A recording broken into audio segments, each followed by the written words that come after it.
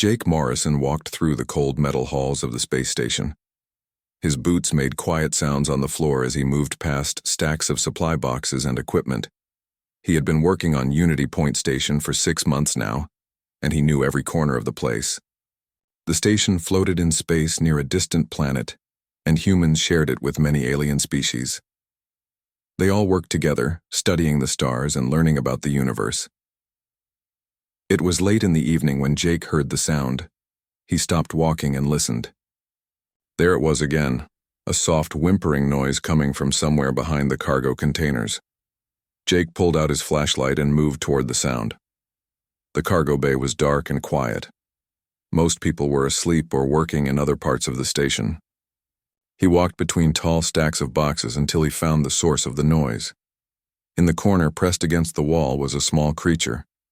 Jake had never seen anything like it before. The creature was about as big as a large dog from Earth. It had 6 legs, scales that covered its body, and strange glowing patches along its back that gave off a soft blue light. But what caught Jake's attention was the way the creature looked at him with huge, scared eyes. The creature tried to move away, but Jake noticed something wrong with one of its front legs. The leg was bent in a strange way, twisted and not working right. The creature pulled itself back as far as it could go, shaking with fear. Jake knelt down slowly. He kept his hands where the creature could see them. He spoke in a soft voice, even though he knew the creature probably could not understand his words. The tone of his voice was what mattered. He wanted the creature to know he would not hurt it. As he got closer, Jake saw a metal collar around the creature's neck. There were symbols on the collar that he recognized. They belonged to the Vrelnari, one of the alien species on the station. The Vrelnari looked like giant insects with long bodies and sharp claws. They were smart and proud, and they thought they were better than most other species. Someone had owned this creature. Someone had put that collar on it, and someone had left it here alone in the dark cargo bay to die. Jake stood up and left the creature where it was. He did not want to scare it more. He went straight to the main laboratory where most of the Vrelnari scientists worked. He found the leader of their group easily. Vrelnat was tall, even for a Vrelnari with shiny green and black coloring on his shell. He stood at a workstation, his claw-like hands moving over a computer screen. Jake walked up to him and waited. The Vrelnari finally turned to look at him. The creature had no face like a human, but Jake had learned to read their body language over the months he had been on the station. "What do you want, human?" Vrelnat asked. His words came through a translator device that made his voice sound flat and cold. "I found a creature in the cargo bay," Jake said. "It has your marking on its collar. It looks sick and scared." Vrelnat's body went very still. Then his mandibles, the mouth parts that clicked when he talked, moved in a way Jake had learned meant the alien did not care. "That animal is broken," Vrelnat said. "It was supposed to be a pet, an HFY we call them. But it was born wrong. The leg does not work. It cannot do the things an HFY should do. It has no value. I let it go in the cargo bay. It will die on its own. That is the natural way." Jake felt anger rise in his chest. "You left it there to starve?" "Why would I waste food and time on something that is not perfect?" Vrelnat asked. He turned back to his work. "Among my people, we do not keep things that are broken. If something cannot work right, we get rid of it. Maybe your people are different. Maybe humans keep broken things. That is your choice." Jake wanted to say more, but he knew it would not help. The Vrelnari had their ways, and they did not like being told they were wrong. He turned and walked away, his mind already working on a plan. He went to the food station and used the computer to find information about HFYs. He learned what they ate and what they needed to stay healthy. The computer made food based on that information, pressing it out in small brown cubes that smelled strange. Jake put the food in a container and grabbed a bottle of water. When he got back to the cargo bay, the creature was still in the same spot. It watched him come closer, its big eyes following every move he made. Jake set the food and water down on the floor, then backed away to the other side of the bay. He sat down on a box and waited. The creature did not move at first. It just stared at the food, then at Jake, then back at the food. Jake could see it shaking. He did not know if it was from cold, fear, or hunger. Probably all three. Time passed slowly. Jake checked his watch. 20 minutes. 30. 45. He stayed quiet and still, not wanting to scare the creature. Finally, after almost an hour, the creature started to move. It pulled itself forward using its good legs, dragging the broken one behind it. The movement was slow and looked painful. The creature reached the food and sniffed it. Then it started, eating, taking small bites at first, then eating faster. When the food was gone, it drank some water. Through all of this, it never stopped watching Jake. When it finished eating, Jake expected the creature to go back to its corner. But it did not. It sat there by the empty food container and looked at him. The glowing patches on its back got a little brighter. Jake thought maybe that meant it was feeling better. Less scared. "It's okay," Jake said quietly. "I'm not going to hurt you." The creature tilted its head, like it was trying to understand. Jake smiled. He stood up slowly and walked toward the door. Before he left, he looked back one more time. The creature was still watching him, and Jake could have sworn there was something different in its eyes now. Not just fear, something else. Maybe hope. Jake went back to his room and lay on his bed, but he could not sleep. He kept thinking about the creature alone in the cargo bay. He thought about how Vrelnat had talked about it, like it was nothing more than a broken tool to be thrown away. The Vrelnari did not see a living thing that could feel pain and fear. They only saw something that was not perfect. But Jake had looked into that creature's eyes. He had seen intelligence there. He had seen a living being that wanted to survive, that wanted to be safe. The twisted leg did not change that. Being born different did not make the creature worthless. Jake made a decision that night. He did not care what the Vrelnari thought. He did not care if other aliens on the station said he was being foolish. That creature needed help and he was going to give it. He would go back to the cargo bay every day. He would bring food and water. He would earn the creature's trust. And maybe, just maybe, he could show everyone on Unity Point that being different did not mean being worthless, that every life had value, no matter what shape it came in or how well it could walk. Jake went back to the cargo bay the next morning before his work shift started.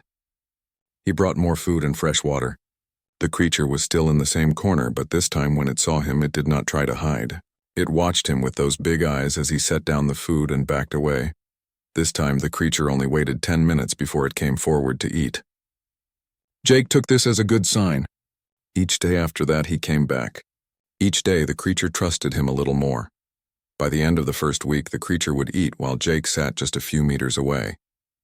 By the end of the second week, it would let him come close enough to touch it. Jake moved his hand slowly toward the creature's head, ready to pull back if it got scared.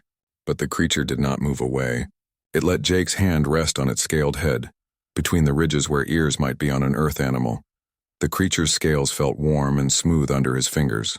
The glowing patches on its back got brighter and started to pulse with light in a steady rhythm. Jake smiled. He was sure now that the glowing meant the creature was happy. "I'm going to call you Nova," Jake said, "because you light up like a star." Nova made a soft chirping sound, almost like a purr. From that day on, she responded when Jake called her name. She was smart, much smarter than Jake had first thought. Within a few more days, Nova had learned to follow simple commands. When Jake said stay, she would sit and wait. When he said come, she would pull herself toward him on her good legs. The twisted leg still bothered Jake. He knew it must hurt Nova to drag it along. He borrowed a medical scanner from the human medical bay and brought it to the cargo bay. Nova was nervous about the device at first, but she trusted Jake enough to stay still while he ran the scanner over her body. The results showed up on the small screen. Jake was not a doctor, but he could read the basic information. Nova's twisted leg had not healed right when she was born. The bones had grown wrong, and now they pressed on nerves and caused her pain. But the scanner also showed that the leg could not be fixed easily. Surgery might help, but it might also make things worse. Jake made a different choice. He started doing gentle exercises with Nova, carefully moving her leg through small stretches. He read everything he could find about HFY bodies and how their muscles worked. Each day he spent time helping Nova move the leg in ways that would keep the muscles from getting too tight and weak. Nova seemed to understand that Jake was trying to help her. She never pulled away or snapped at him. Even when the exercises clearly hurt, she would just look at him with trust in her eyes and wait for him to finish. After a month, Nova started following Jake on his patrols through the lower decks of the station. She would walk beside him, her twisted leg still dragging but the rest of her body moving with more confidence. The glowing patches on her back stayed bright almost all the time now. She had gained weight and her scales looked shinier and healthier. Other humans started to notice. They would stop Jake in the hallways and ask about the creature following him. Some thought it was strange that he spent so much time caring for an alien animal, but most of them smiled when they saw how happy Nova looked and how closely she stayed by Jake's side. One day, Captain Helen Carter called Jake to her office. She was the leader of all the humans on Unity Point. Jake knew this meeting might be trouble. He had heard that some of the Vrel Nari were complaining about him keeping Nova. He walked into the captain's office and stood at attention. Captain Carter was sitting at her desk, looking at a computer screen. She gestured for Jake to sit down. "I've been hearing interesting things about you, Morrison," she said. Her voice was calm, but Jake could not tell if she was angry or not. "The Vrel Nari have filed an official complaint. They say you took property that Commander Vrelnat had legally abandoned. They want Nova returned to them." Jake felt his heart beat faster. "With respect, Captain, their laws should not apply to a living creature. I looked up the Galactic Treaty rules. They say that anyone can rescue and take care of abandoned animals. Nova was abandoned. She was left to die. I rescued her." Captain Carter nodded slowly. "I know, I read the same rules. I'm not here to take Nova away from you, Lieutenant. I'm here to warn you. The Vrel Nari are not happy. Commander Vrelnat has been telling the other alien species that humans are weak and emotional. He says we waste our time on things that don't matter. He says that caring about a broken animal shows that we are not serious about our work here. Do you believe that, Captain?" Jake asked. Captain Carter smiled. It was a small smile, but it was real. "No, I don't. I think what you're doing is important. Not just for Nova, but for what it shows about humanity. We're different from a lot of the species out here. We believe that all life has value, even life that's not perfect. I think that's something to be proud of. But you need to know that this is going to get harder. Are you ready for that?" "Yes, ma'am," Jake said firmly. "Good, then carry on, Lieutenant. And give Nova a pat from me." The problem started right away. Other Vrelnari scientists began refusing to work with human teams. They said that if humans could not see the difference between useful creatures and useless ones, then humans could not be trusted with important work. Some of the other alien species started to avoid the humans too, not wanting to get involved in the argument. Jake tried not to let it bother him. He kept doing his job and he kept taking care of Nova, but he heard the whispers in the hallways. He saw the way Vrelnat and his team would turn away when they saw him and Nova coming. One evening, Jake was sitting in his small quarters reading reports on his computer. Nova was lying on the floor next to his chair, her head resting on her front paws. The twisted leg was tucked under her body in a way that seemed comfortable. Her glowing patches gave off enough light that Jake could see without turning on the overhead lights. Jake reached down and scratched Nova behind her head ridge. She made that soft purring sound and her patches got brighter. Looking at her now, it was hard to believe this was the same scared, starving creature he had found in the cargo bay 2 months ago. Nova had filled out. Her scales were healthy. She moved with confidence even with her bad leg. And she was happy. Jake could see it in the way she looked at him, in the way she stayed close, in the way her whole body relaxed when he was near. "You know what?" Jake said to Nova, even though she could not understand his words. "I don't care what they say about you. I don't care if they think you're broken or worthless. You're perfect just the way you are." Nova lifted her head and looked at him. Her big eyes seemed to hold understanding. Even if she could not know the exact meaning of his words, she knew his tone. She knew he cared about her. And that was enough. Jake had learned something important over the past 2 months. Value was not about being perfect. It was not about meeting someone else's standards or expectations. Nova had value because she was alive, because she could feel and think and learn. She had value because she had survived being thrown away and had chosen to trust again. She had value because she was loyal and brave and smart. The twisted leg did not change any of that. Being different did not make her less. If anything, it made her more because she had overcome something hard and still found joy in life. Jake thought about all the other creatures like Nova out there in the galaxy. How many had been thrown away because they were not perfect? How many had died alone and scared because their own people saw them as worthless? The thought made him angry and sad at the same time. He could not save all of them. But he had saved one, and he was going to make sure that everyone on Unity Point knew that Nova mattered, that she had worth. That being different was not the same as being broken. Nova put her head back down on her paws and closed her eyes. Within minutes, she was asleep, her breathing slow and steady, her glowing patches dimming to a soft twilight glow. Jake went back to his reports, but he kept one hand on Nova's head, feeling the warmth of her scales and the steady rhythm of her breathing.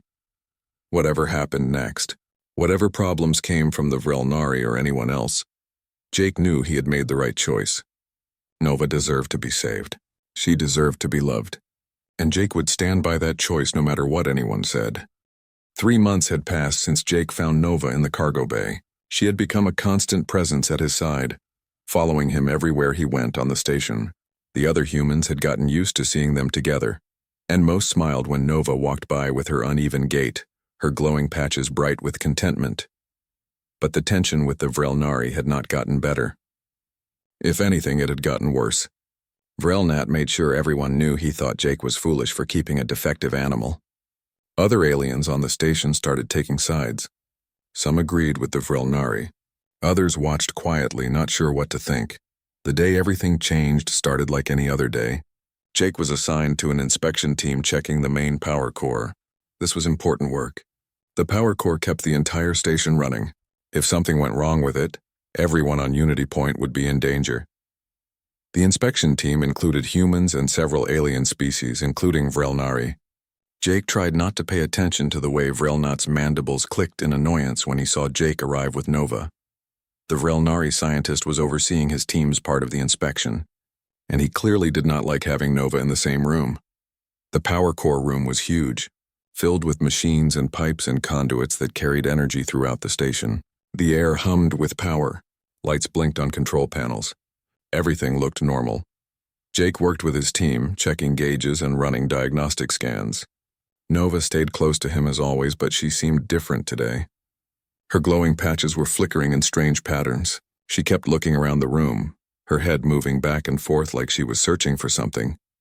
"Morrison, control your animal," Vrelnat called across the room. "We are doing important work here.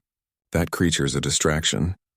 Jake put a hand on Nova's head, trying to calm her, but Nova would not settle down. She started making high-pitched clicking sounds Jake had never heard from her before. She pushed against his leg with her head, trying to get him to move. "Something's wrong," Jake said to the team leader, a human engineer named Lisa Hayes. "Nova's trying to tell me something." Lisa had worked with Jake before. She had seen how smart Nova was, how she seemed to understand things that even the station's sensors missed. "What is it, girl?" Lisa asked, kneeling down to Nova's level. Nova chirped urgently and started pulling herself toward the far wall of the power core room. She moved as fast as she could with her twisted leg, her other leg scrambling for purchase on the smooth floor. Jake followed her, pulling out his diagnostic scanner. "This is ridiculous," Vrelnat said loudly. "You are wasting time because of a defective animal. Our instruments show that all systems are working perfectly. There is nothing wrong." But Nova was insistent. She stopped at a sealed panel on the wall and started scratching at it with her front claws. Her clicking sounds got louder and more urgent. The glowing patches on her back were flashing in rapid bursts now, like an alarm. Jake had learned to trust Nova's instincts. "We need to open this panel," he called to Lisa. "Right now." Lisa did not hesitate. She came over with her tools and started unlocking the panel. Vrelnat made angry clicking sounds with his mandibles, but he did not try to stop them. Other members of the inspection team gathered around to watch. The panel came open with a hiss. Immediately, a cloud of vapor sprayed out into the room. Everyone jumped back except Nova, who had already moved away as if she had known what would happen. Lisa leaned in carefully with a flashlight and looked behind the panel. Her face went pale. "We have a failing gasket here," she said quietly. "It's in a blind spot where the sensors can't detect it. If this had failed completely during the next power cycle..."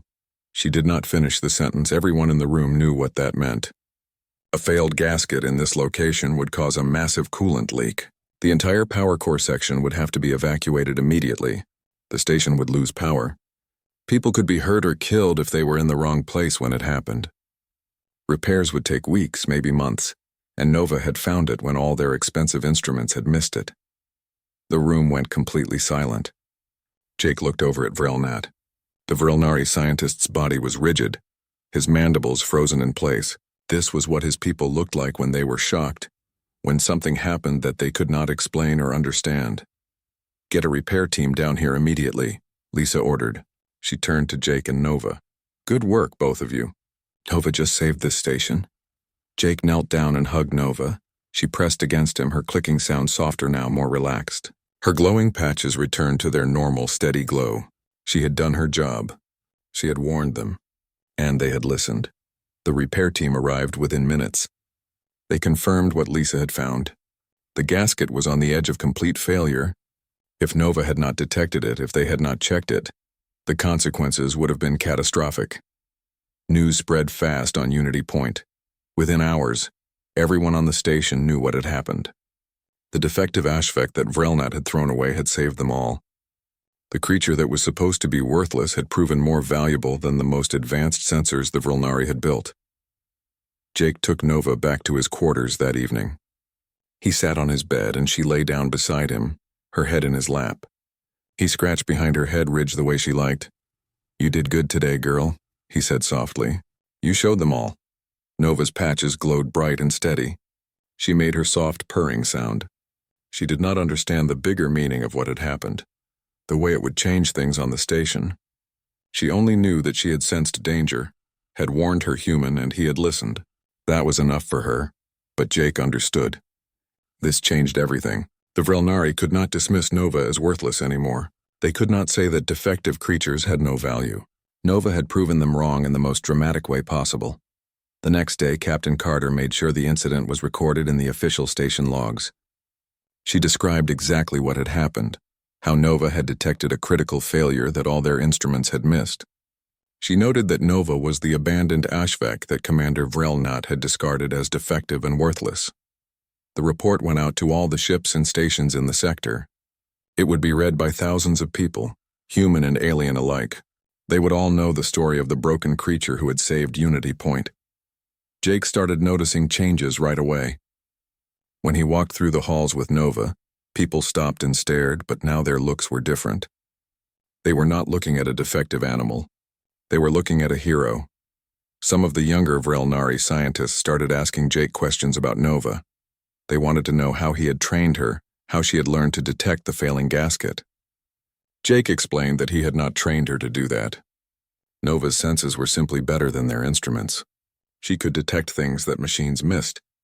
Her intelligence and instincts made her valuable, not any physical perfection. One young Vrelnari named Kelmith approached Jake in the dining hall. The alien's body language was hesitant, uncertain. "May I ask you about your HFY?" Kelmith said. "Of course," Jake replied. "Her name is Nova." "Nova," Kelmith repeated. "When I was young, I had an HFY. He had a bad eye that did not see right. My parents made me get rid of him. They said it was the way things must be, that we cannot waste resources on imperfection. But I did not want to let him go. I cried for days after." Kelmith looked down at Nova, who was eating from a bowl Jake had brought for her. Watching Nova, seeing what she can do, how happy she seems. "I wonder if my HFY could have been like this. I wonder what I lost when I followed my parents' rules." Jake nodded. "It's not too late to change. Your people could decide that value comes from more than just physical perfection. Nova is proof of that." "Perhaps," Kelmith said quietly. "But change is hard for my people. We have believed this way for thousands of years." "All change starts somewhere," Jake said. "Maybe it starts here with Nova." Over the following days, more young aliens approached Jake with similar stories. They had been forced to discard pets or even family members who were not perfect. They had been taught that this was right and necessary. But seeing Nova made them question everything they had been taught. Jake realized something important was happening. Nova was not just changing minds on Unity Point. She was starting a conversation that could spread across the galaxy. She was making people think about worth and value in new ways. And it had all started because one human had refused to walk past a scared, hurting creature in a cargo bay. Because Jake had chosen compassion over convenience, love over logic. because he had seen value where others saw only defect. The weeks after Nova's discovery of the failing gasket brought big changes to Unity Point. Jake watched as the station slowly transformed.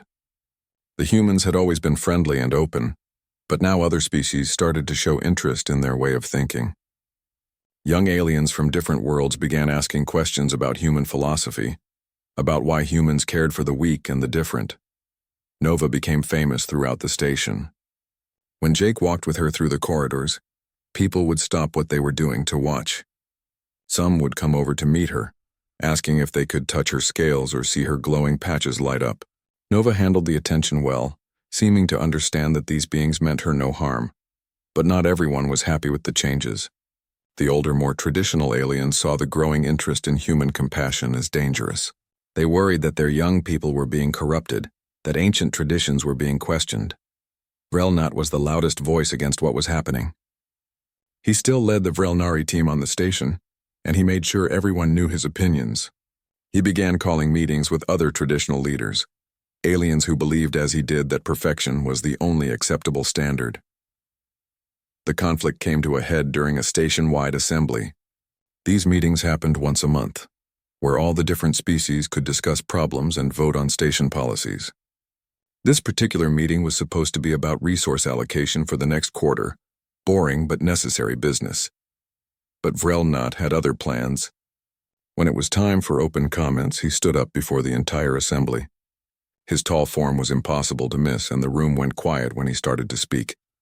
"We must discuss a serious matter," Vrelnat said, his translator making his voice echo through the large room. "The humans on this station are spreading a dangerous philosophy. They teach that imperfection should be accepted, even celebrated. They waste resources on creatures and beings that cannot contribute properly to society." He turned to look directly at where Jake sat with Nova by his side. "This human keeps a defective HFY, an animal I correctly identified as worthless and discarded." Yes, the creature detected one failing gasket, but a proper HFY with correct genetics could do the same and more. The humans use this single incident to justify their wasteful approach to life. Jake felt Nova press closer against his leg. Her glowing patches had dimmed, responding to the tension in the room. He put a hand on her back to reassure her. Vrelnat continued, "If we allow this thinking to spread, what happens to our civilizations? Do we stop selecting for the best genetics? Do we waste medical resources on beings who cannot be fixed? Do we lower our standards until we are all weak and inefficient? The human way leads to the collapse of everything we have built over thousands of years." Several other aliens nodded in agreement, but Jake noticed that many of the younger ones looked uncomfortable, their body language showing doubt and confusion. Captain Carter caught Jake's eye from across the room. She gave him a slight nod.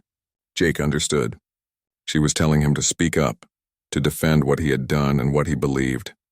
Jake stood up. His heart was pounding, but his voice was steady when he spoke. "Commander Vrelnat says that Nova is worthless. But Nova saved this station. She detected a critical failure that all our instruments missed. That's not nothing. That's not worthless." He paused and looked around the room at all the different faces, human and alien. But even if Nova had never found that gasket, she would still have value. Not because of what she can do for us, but because she's alive, because she thinks and feels, because she chose to trust again after being abandoned and left to die. Jake's voice grew stronger. "Commander Vrelnat talks about efficiency and resources. But what about loyalty? What about courage? Nova was thrown away, hurt and scared, and she still found it in herself to trust a stranger who showed her kindness. What about intelligence? She learned her name in 3 days. She learned commands in a week. She adapted to life with a twisted leg and never gave up." He looked directly at Vrelnat. "You measured Nova only by her physical form. You saw a bent leg and decided she had no worth. But you missed everything that made her valuable. You missed her heart and her mind. Maybe that says more about your way of measuring worth than it does about Nova." Lisa Hayes stood up next. "I've been an engineer for 20 years. I've worked with the most advanced technology in the galaxy, and I've learned something important. The best solutions don't come from perfect conditions. They come from working around limitations. They come from adapting and overcoming. Maybe that's true for individuals too. Maybe the beings who overcome challenges become stronger and more valuable because of those challenges, not despite them." One by one, other humans stood up to speak. They talked about people they had known with disabilities who lived full and meaningful lives. They talked about the importance of compassion and second chances. They talked about how diversity, including diversity in ability, made communities stronger, not weaker. Then something unexpected happened. Kelmuth, the young Vrelnari scientist, stood up. His body was shaking, a sign of great fear among his people. Speaking against an elder like Vrelnet was almost unheard of in Vrelnari culture. "I must speak," Kelmuth said, his voice quiet but clear. "I have watched Nova for months now. I have seen how she works with Morrison, how she solves problems, how she shows affection and loyalty. I had an HFY once that I was forced to discard because of a defect. I have thought about him every day since. I wonder what he could have become if I had been brave enough to keep him. If I had shown him the care that Morrison shows Nova." Kelmuth turned to face Vrelnet directly, an act of serious disrespect in their culture. "Perhaps, Commander, it is time we reconsidered what perfection truly means. Perhaps strength comes in forms we have not recognized. Perhaps we have been wrong." The room erupted in noise. Some aliens clicked or chirped or hummed in agreement. Others made sounds of anger and disagreement. Vrelnat's mandibles clacked together rapidly, a sign of extreme agitation. Captain Carter stood and raised her hand for silence. It took a few minutes, but eventually the room quieted down.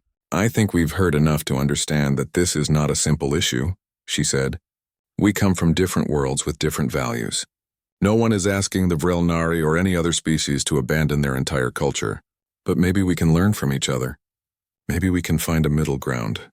She gestured to Jake and Nova. "What Morrison has done is not about forcing anyone to change their ways. It's about showing that another way is possible. Every species here gets to make their own choices about how they treat their vulnerable members. But now you've seen what happens when someone chooses compassion. You've seen that the discarded can become valuable. That knowledge is yours to do with as you wish." The meeting ended without any formal decisions, but everyone knew something important had happened. Lines had been drawn. Opinions had been voiced. The younger generation of many species had seen that there were alternatives to the old ways. After the meeting, Jake took Nova back to his quarters. He sat on the floor with her and held her close. "You didn't ask for any of this," he said to her quietly. "You just wanted to be safe and fed and loved. But somehow you've become the center of something much bigger." Nova nuzzled against him, her glowing patches bright and steady. She did not understand politics or philosophy. She only knew that she had been alone and scared, and now she was safe and loved. That was her whole world, and it was enough. But Jake understood that Nova had become a symbol. She represented a choice between two different ways of seeing the world. One way saw only utility and efficiency. The other way saw inherent worth in all living things. The beings on Unity Point would have to decide which way they believed was right. And that decision would echo far beyond one space station orbiting one distant planet. The months following the assembly brought slow but steady change to Unity Point.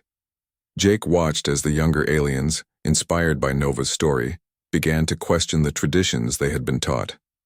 They started coming to the humans with their own stories of beings who had been cast out or left behind because they did not meet someone's standard of perfection. A young alien, from a species called the Korthan, told Jake about her sister who had been born with weak lungs. Their people had sent the sister away to a facility where imperfect ones lived separate from society. "I have not seen her in 5 years," the Korthan said sadly.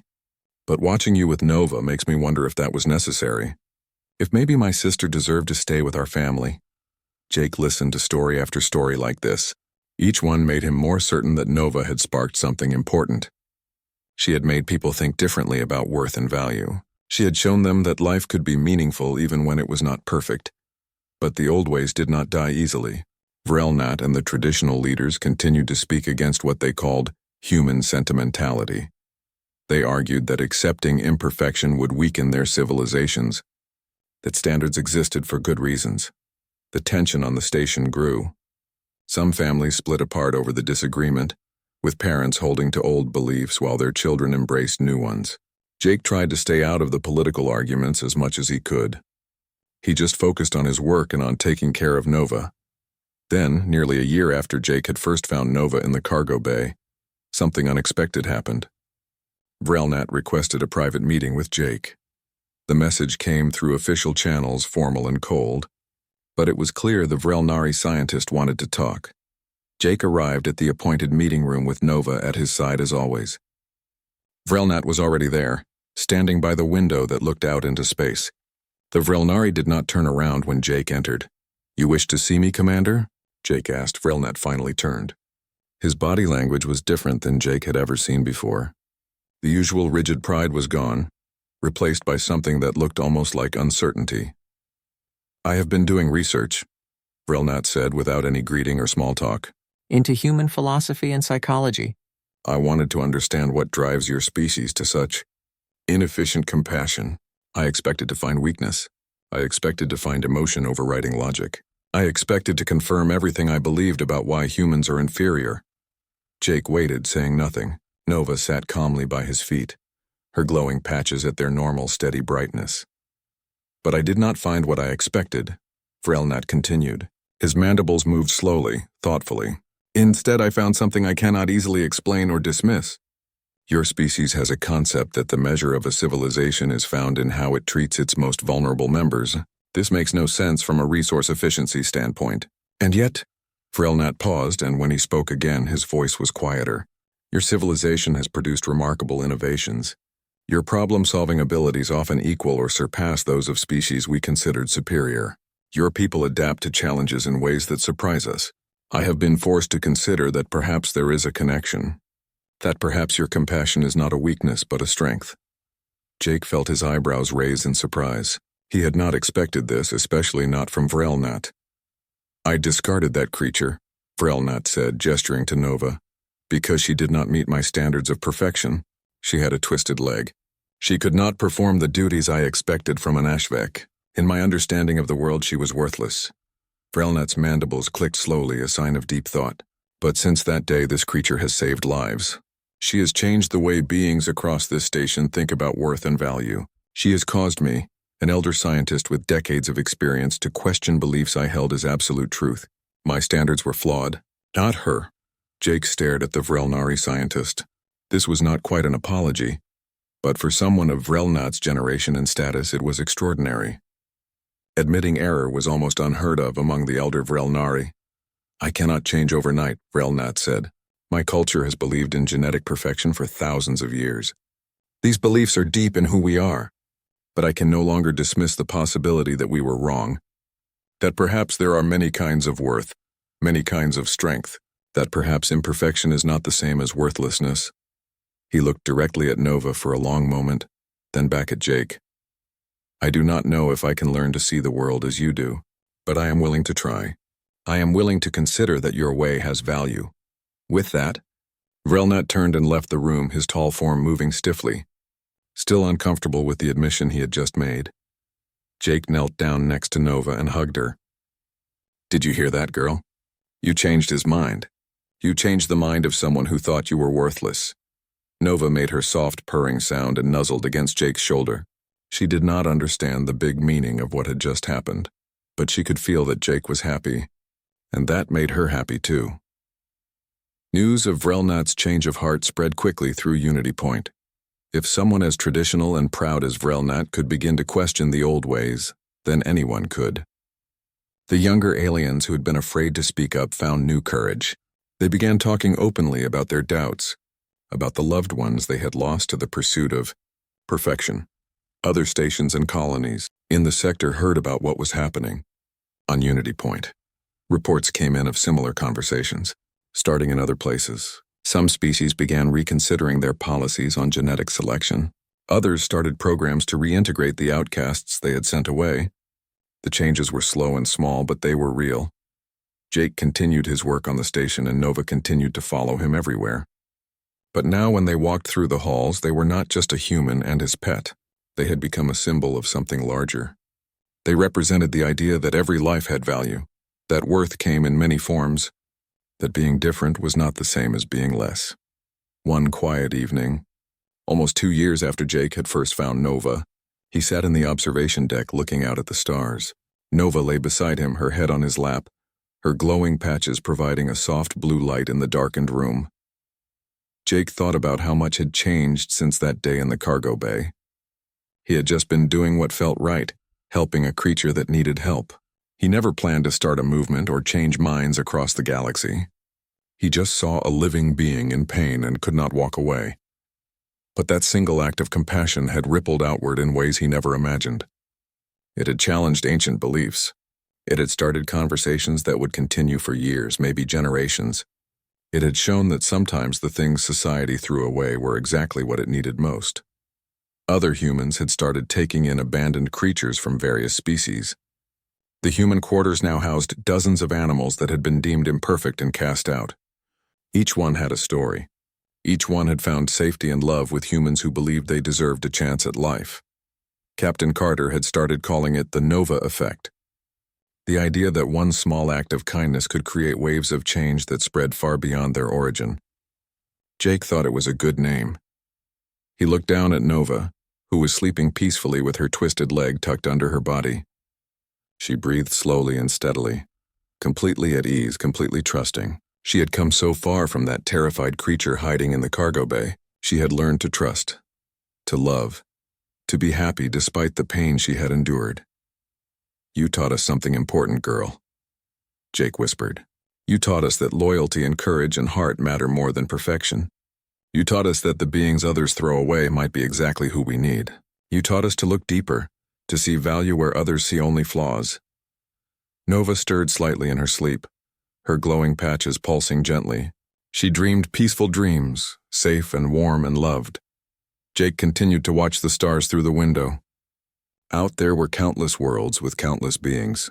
How many of them were being judged solely on whether they met someone's standard of perfection? How many were being cast aside because they were different? How many Novas were waiting for someone to see their true worth? He could not save them all. No one could. But he had saved one, and that one had changed everything.